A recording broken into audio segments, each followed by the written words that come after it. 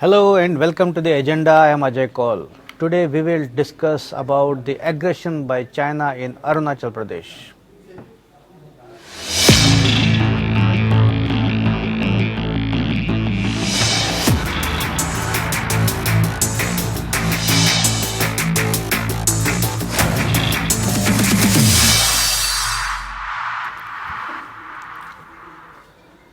While everybody's focus remained on the Ladakh sector of the line of actual control, China has carried out another aggression in the Arunachal Pradesh sector of the border.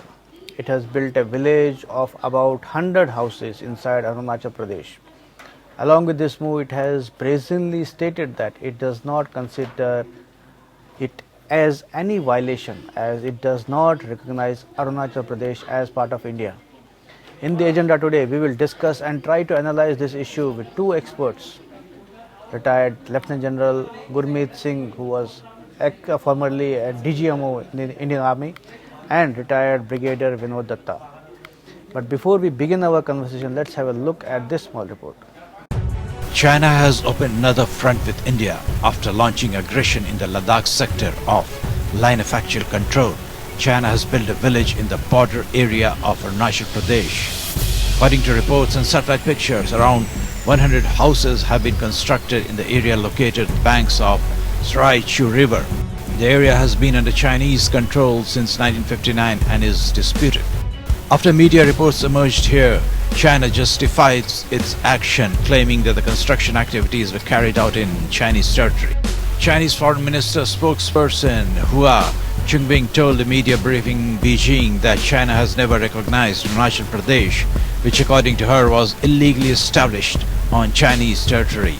China claims entire Arunachal Pradesh as part of southern Tibet. Commenting on the construction activity, Indian External Affairs Ministry has said India keeps a constant watch on all developments bearing on the country's security and takes necessary measures to safeguard its sovereignty and territorial integrity.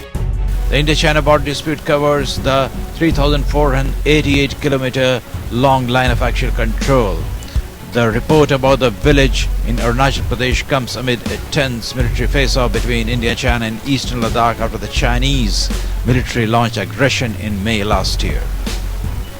Bureau report. Now let's welcome our guest, Lieutenant General Gurmeet Singh and Brigadier Vinod Datta. Welcome to the program, both of you, sir. So let me begin by asking Lieutenant General Gurmeet Singh about what China has done on the Arunachal border now. How do you see that development?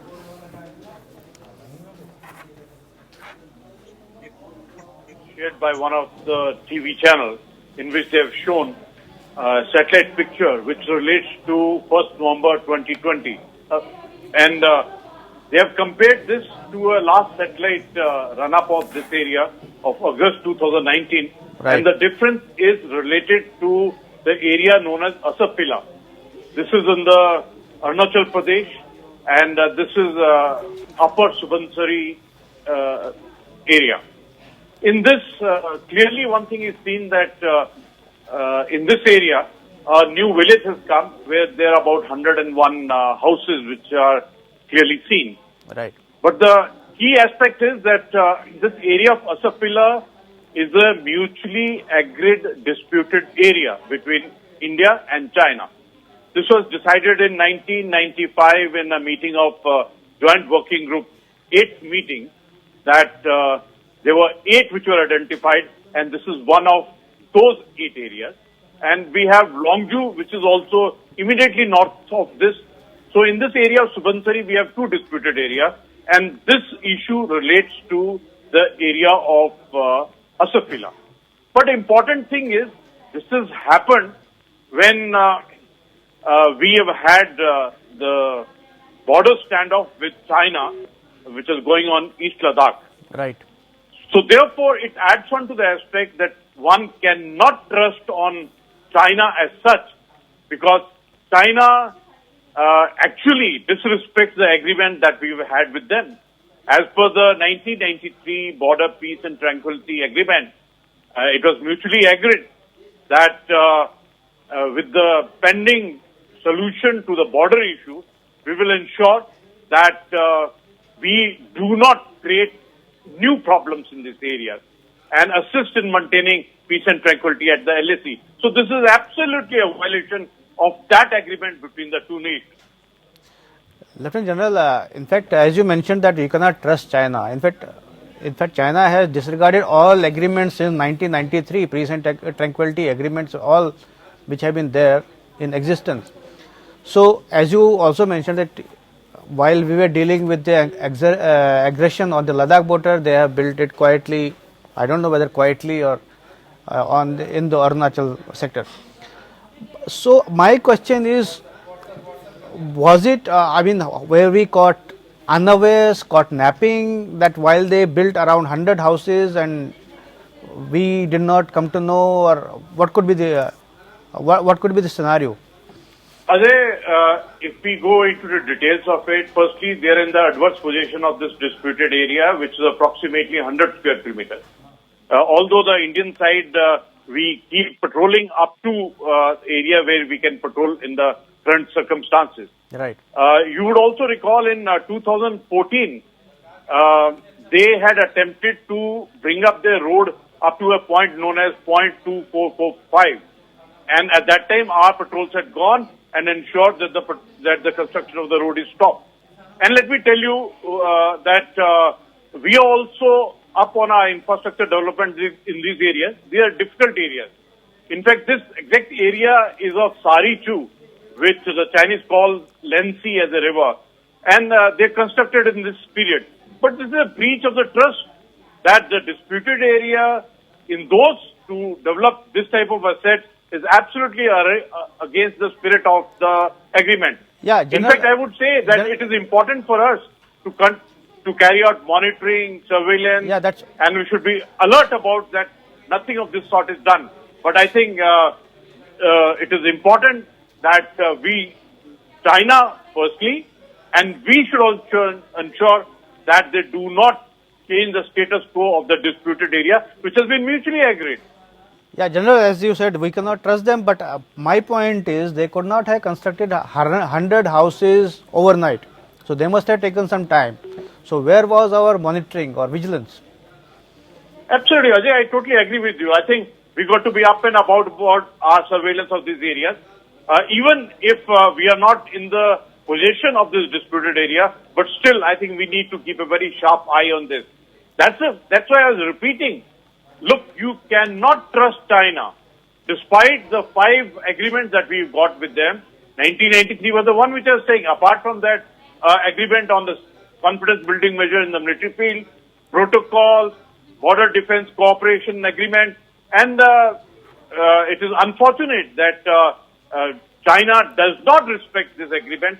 So therefore, I think we have to change our China policy.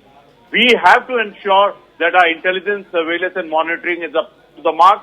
We have to ensure that we bring up the infrastructure development in the border area. And also, we need to ensure that we have the capability, capacity and the skills to ensure that China does not change the status quo of the disputed area. But I'd like to tell you, you may like to note that when you look at the East Ladakh, that is a case of LAC, line of actual control. Right. But here it is a matter of border perspective from our point of view, because it is in 1914 that we had a Shimla agreement. As per that, the McMahon line which was decided, this was in the McMahon line, plus the watershed is our perception of border in this area.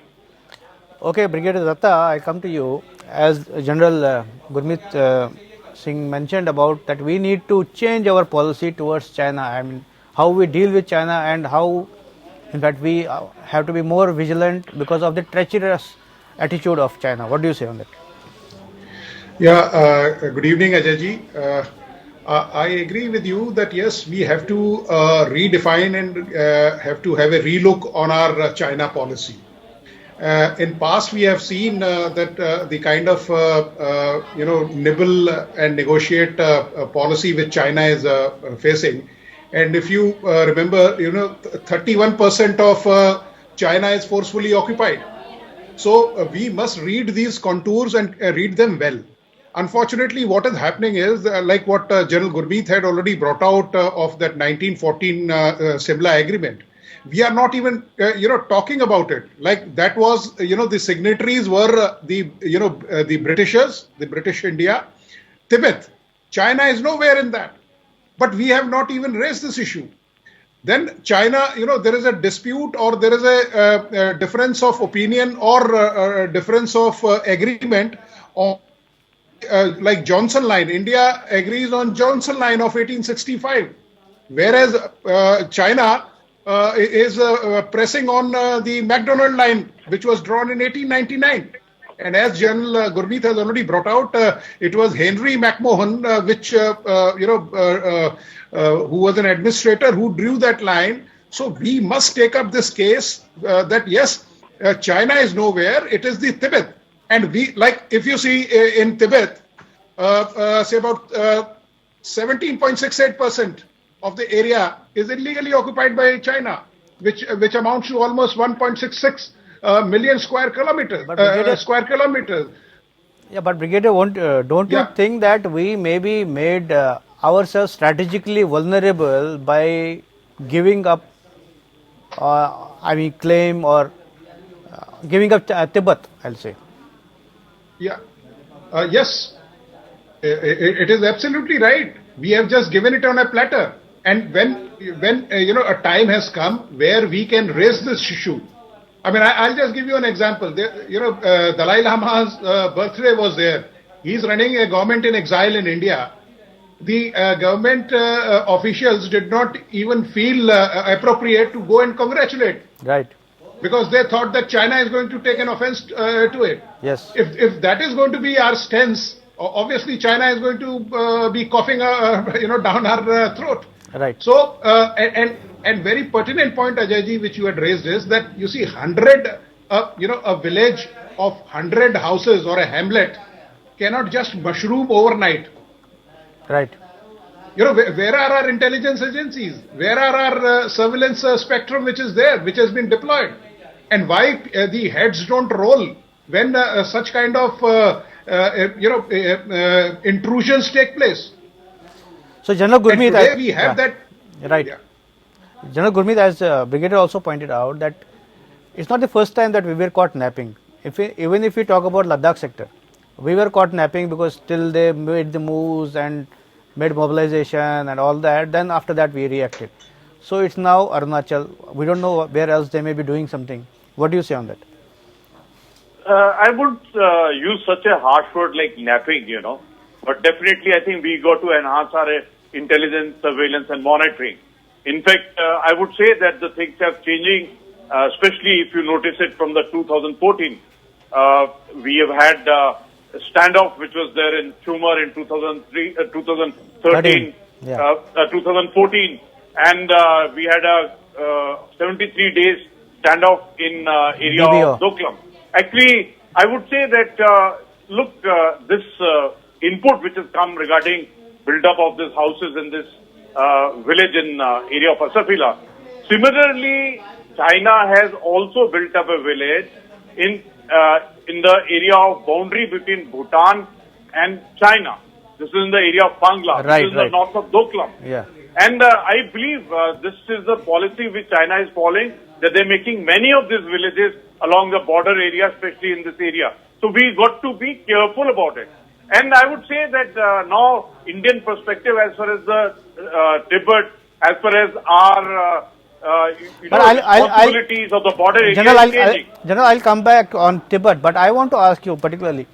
So what could be the purpose of building these houses? Apparently there is no habitation as of now. Could it be for military purposes or civilian purposes or what? See, one thing is definite that China works on a long-term perspective.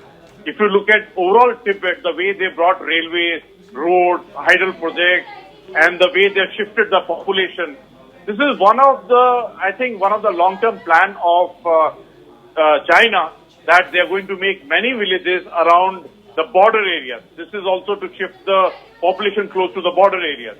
So therefore, I think important for India to pick up from this example. A cue is that we have to be responsible for border area development, one.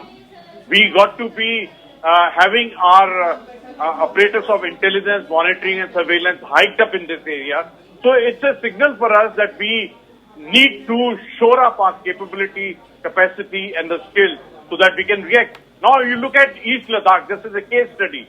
The way India has brought up the infrastructure, actually out of, I would say, 73 strategic roads that we have decided earlier, I think 53 already ready. In area of Arunachal Pradesh, the 14 roads that we decided, number of them are already ready. I would also like to tell you that in this area of Daparizo, in the March 2020, we had inaugurated a bridge on the same Subansari, 430 feet bridge. Similarly, we got to ensure that we got infrastructure and our operational readiness, which is a must, so that we can be, I would say, we shouldn't be reacting, but we should be able to preemptively and proactively. Proactively, yeah. So we're talking about Tibet. So as I mentioned earlier, wasn't it like we made ourselves strategically vulnerable after giving up Tibet? General. That's a very, Ajay, that's a very deep question, I would say. In fact, this question should have come up just prior to early 50s, when China had started the annexation of Tibet, one, when China started building up the road in the area of Aksai, and we were not knowing about it since till 1957, right. Or I would put it as 1954-55. We should actually have woken up then. Even this area that we're talking about, Asafila, they had occupied this area, that disputed area, in 1959. Right. In fact, it was 25th August 1959 that they attacked this post in Longju, which is just north of this Asafila area. And since then, they've been in the adverse possession of the patches in Longju and in Asafila. But I would say that even today, I think we need to come correct on our Tibet policy, because if you look at it, on one way, the China has been going on expansionism route. They've been going on Islamic slicing. They've been, they've been inching forward on this area. Otherwise, to me, as a Indian and as a soldier, I feel that we have no border with China as such. Right. The Tibet area. Right. In fact, it is China which has annexed this area of Tibet. But you can say whatever the reason may be, but sir, that our perceptions are... But sir, first mistake perhaps happened in maybe 62 when we conceded Tibet, and now in 2003 when we formally conceded it in lieu of Sikkim. So it has happened over decades. No, I don't agree with you that we have formally considered with the Sikkim. I beg to differ with you.